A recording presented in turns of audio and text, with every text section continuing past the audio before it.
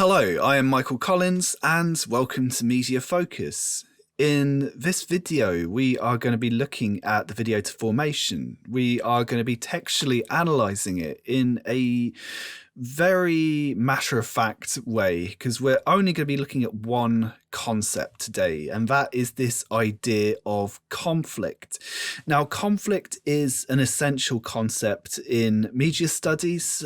We quite often talk about binary oppositions or diametric oppositions, and many media products are completely based on this idea of conflict, this idea of two things being the opposite of one another. Binary oppositions and conflict are absolutely essential to media products because they can create an interesting and often persuasive media product for the target audience to decode.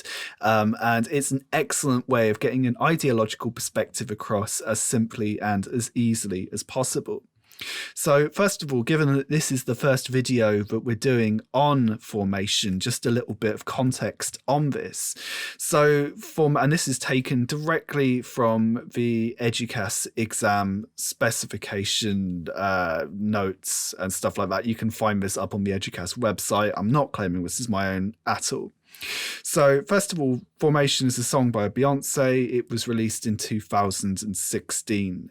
It's the lead single from the album Lemonade, and it was released the day before Beyonce performed at the Super Bowl, which is a huge deal in America, not so much in the UK, in February 2016.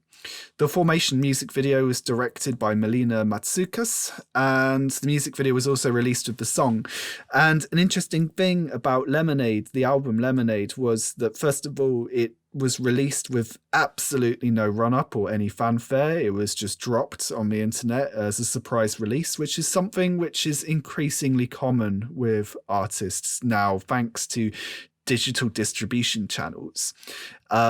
Every single last track on Lemonade had a music video, which is fairly rare even now. It's very rare that an artist will record a music video for each and every one of their tracks, especially all at the same time. Now, there's a couple of examples of other artists who've done this before. So the album Super Furry Rings Around the World by Super Furry Animals had a music video for every song, done by a different director. And the album Discovery by Daft Punk had a video for every single last song, and it was released as a film theatrically, Interstellar 5555, and was directed by the elderly and amazing anime director Leiji Matsumoto.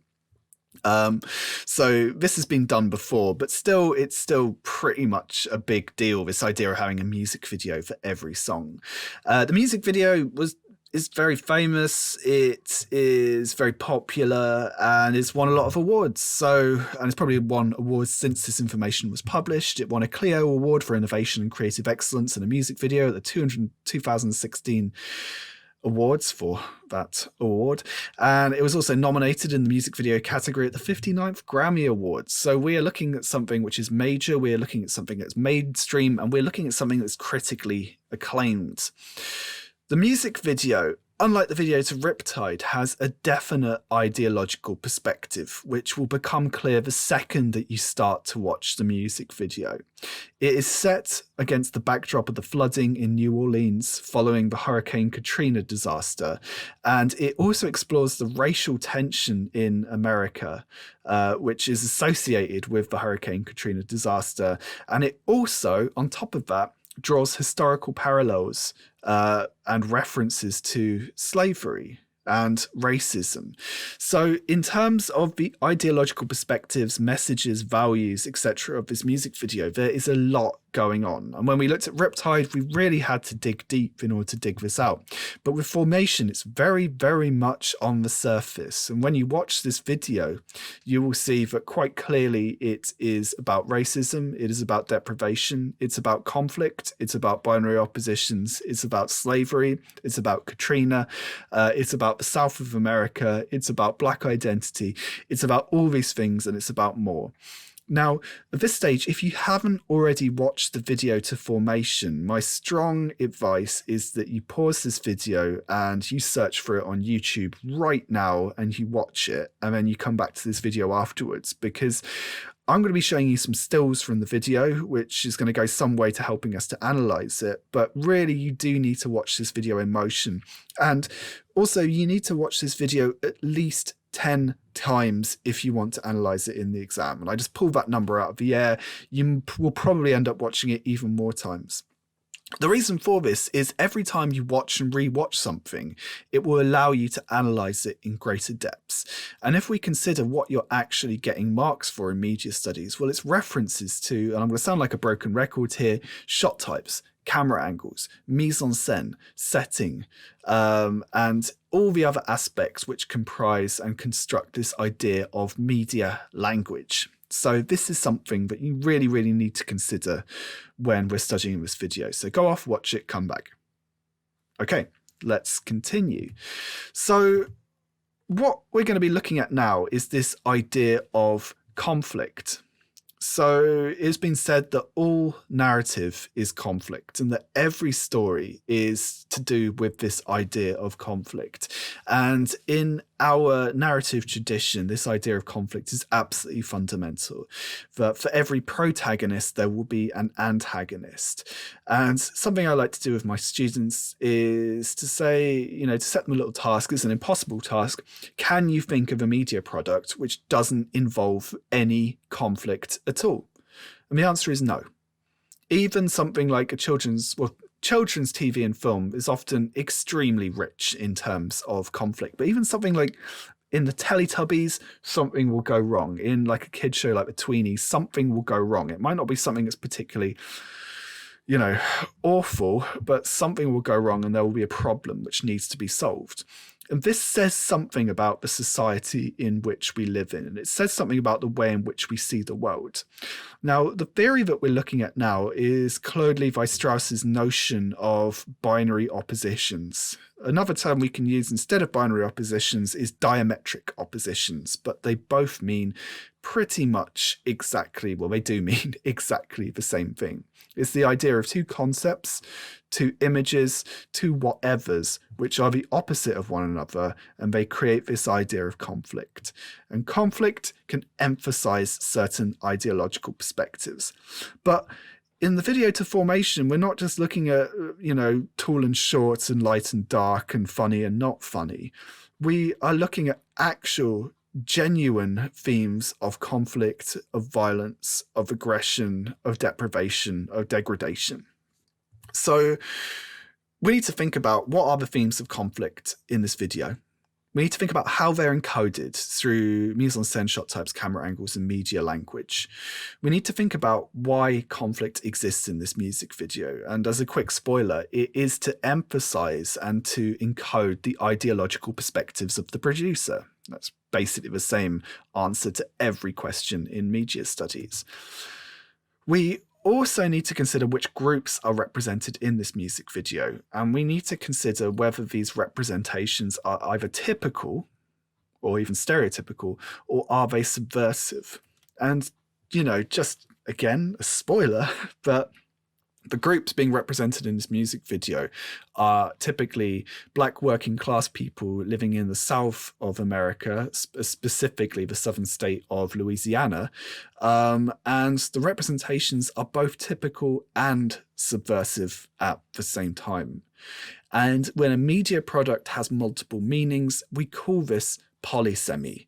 This video is highly polysemic, and there are many, many different interpretations that we can get from it. Not quite as many as Riptide, because it's got a lot more anchorage, but at the same time, there are lots of ways in which audiences can watch, can enjoy, can take pleasure from, and also can use this video. So we're going to go through these shots here, and I'm briefly going to discuss the media language in each shot and how this constructs this idea of conflict. So in this image here, we have a young black boy who is shot. The camera is on the same level as him. However, him being short, this emphasizes a binary opposition in his size and the size of the police in the background.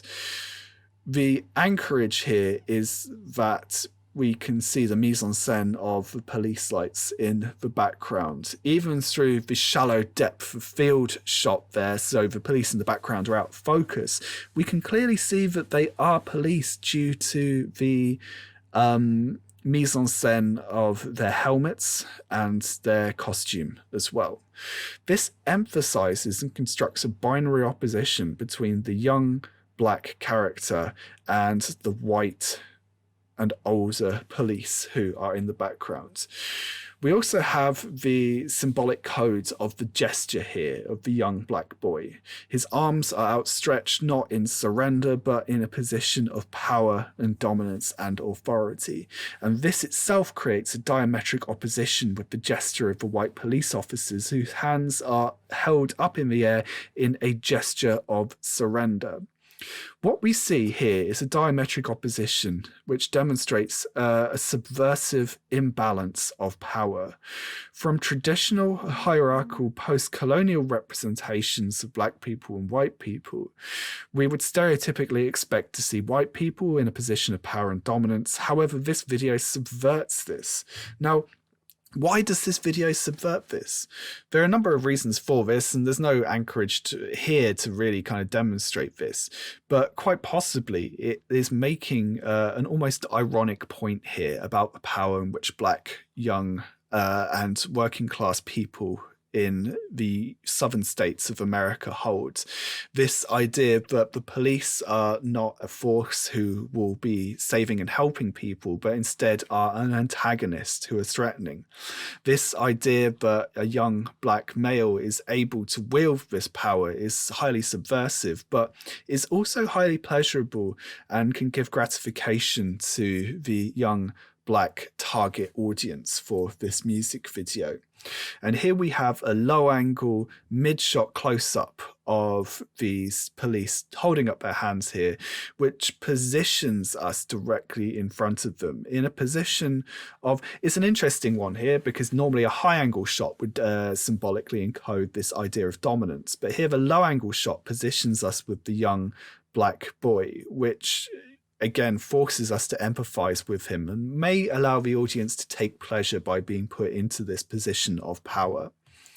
This next shot is particularly interesting. We see three young black women in a weave shop, so a specialty hair and beauty shop, which specifically targets black people.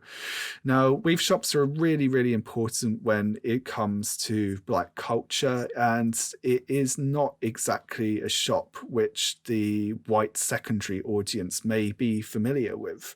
So we see these rows of wigs on models and dummies, and we have this long shot here which really does emphasize the setting. The producer has chosen a weave shop here because it is a stereotypical black setting and reinforces this idea of black identity. And yet in the shot as well, we also have this idea of conflict being encoded. The three black women stare directly at the audience in a position of confidence and defiance. Their costume is elaborate and is subversive and is also fairly eccentric. We have the bright red hair of the woman on the left and the bright blue hair of the one on the right there, which emphasizes this idea of individuality, eccentricity, culture, and identity as well. And there are many things that the audience can get from this. They can take pleasure in this expression of identity and this expression of both typical and subversive representations of black values. We also need to consider their facial expression. They are staring directly at the audience in defiance, which again creates this notion of conflict. But of course, we need to consider, whenever we look at conflict, well, what is this in conflict with? And quite clearly, these performers are in conflict with the audience, which leads us to consider, who are we being positioned as? Why are we in conflict with them? Why do they look so threatening? Is this reinforcing stereotypical representations of Black people, or is this a pleasurable and exciting representation of Black people in a confident and powerful setting? So other things also to consider here, which emphasize this idea of conflict, is the mise en scène of the lighting, this natural lighting, extremely harsh, what we call halogen strip lighting there, which really emphasizes and really presents this idea of poverty and this setting and location, which we typically wouldn't see in music videos. This is quite clearly not a glamorous setting, and yet the producer has presented it as an exciting and interesting setting. So another binary opposition that we see in this shot is the conflict between traditional hegemonic notions of glamour and luxury and this perhaps stereotypically run-down shop, which suddenly symbolizes this sense of defiance and this sense of perhaps particularly non-hegemonically accepted glamour and fashion as well.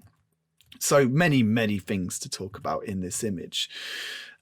One of the shots that we come back to time and time again in Formation, and by the way, there is so much to talk about in this video that, you know, we're going to have to come back to this in later ones as well. And we are going to be discussing in detail the costume which Beyonce and her backing dancers are wearing in this shot. Is this shot of Beyonce wearing this stereotypically luxurious but also old-fashioned antebellum costume here. So here Beyonce is wearing a costume which is stereotypically associated with Black slave owners in the South of America, and yet she and her crew, if you will, are all Black. And this is another example of a binary opposition. This is another example of conflict within this music video. This idea that a Black person can wield this power, which typically previously would have been wielded by white people, puts the audience into an uncomfortable and actually fairly confusing mode of address. And to see this power being wielded by Black women as well is also extremely important and reinforces this key theme about the video, which is this idea that it's a state which is still struggling and still dealing with the post-colonial issues which arose following slavery. And finally, this shot of Beyonce standing on top of a police car is an excellent example of a binary opposition which encodes conflict and defiance and violence. So Beyonce is wearing, well, she's shifted age, she's shifted era at this stage. Previously, she was wearing a costume which was suited to the 1800s. Suddenly, she's wearing a dress which looks quite at home in the 1970s. So she's wearing this very stereotypical, but still pretty fashionable 1970s costume there. This dress here is not particularly fancy or anything like that. And it connotes that Beyonce is working class. I mean, I know she's not working class, but this is the connotation that this video is encoding here. And we see a diametric opposition between the Black working class identity that she's encoding and the mise en scène of the police car, which is sinking into the floodwaters, perhaps caused by Hurricane Katrina. This is an extremely powerful image because it creates a direct diametric opposition between Black working class identity and the police as well, which suggests many things. The mise en scène of the setting as well, of the rising floodwaters, also connote this a direct intertextual reference to the events of Hurricane Katrina. There's a diametric opposition between poverty and privilege. There's an opposition between Black and white, if we consider the police to be represented, you know, stereotypically as white. And we also see this diametric opposition between power and vulnerability. Beyonce's gesture and performance here is connotative of power and her dominance, and yet she is also sinking into the water as well, which also suggests her vulnerability. So we have this real sense that the working class black people being represented in this video are both powerful, even glamorous in terms of the eccentric mise en scène, but are also vulnerable as well, and are also subject to violence and aggression by the police. So just to conclude, in what ways are themes of conflict encoded in this video? So we have mise en scène. We have a long shot of police officers lined up opposite a small, vulnerable black child. So we have the conflict there between black people and white people. We have the conflict between the police, or authority and a lack of authority. We have the conflicts between young and old, of tall and short as well. We also have the mise en scène of graffiti, which is used throughout this video. One particularly important piece of graffiti that we see is "Stop Shooting Us," which accompanies the lyric "Get Eliminated." And this emphasizes and encodes this idea of threat made against the black community, predominantly by the police. We have the close-up of Beyonce sitting on a police car. She's sinking into the water, and we have a binary opposition between the police and Beyonce. Again, she is a black performer, and the police here represent a white threat. We start off with a slow pan of dilapidated buildings, accompanied again. We need to think about the lyrics and how they fit into the visuals. Do you remember what happened in Orleans? This is an explicit reference to Hurricane Katrina, and this really anchors the audience to consider these ideas of abandonment of the black community. And finally, we have a mid-shot of Beyonce and her crew in antebellum dresses, which have connotations of slave ownership and is symbolic of empowerment. And it's also symbolic, not saying that Beyonce is a slave owner here, but instead, I believe that it symbolizes self-ownership here. And this idea of cultural appropriation, this idea that she's taken this symbol of white privilege and she is encoding it, re-encoding it, and taking it to mean something very, very different in this context. So there are many more examples of conflict to be found within this video. This is just a very, very quick and straightforward idea. But I think when you do talk about this in the exam, if it does come up, this idea of conflict is something that you absolutely do need to talk about. And the best way to do this is by making reference to binary oppositions and then to discuss in detail the elements of mise en scène, the shot types, the camera angles, and also something we haven't talked about today because these are still images, is the editing and the speed of the editing and things like that, which construct these identities.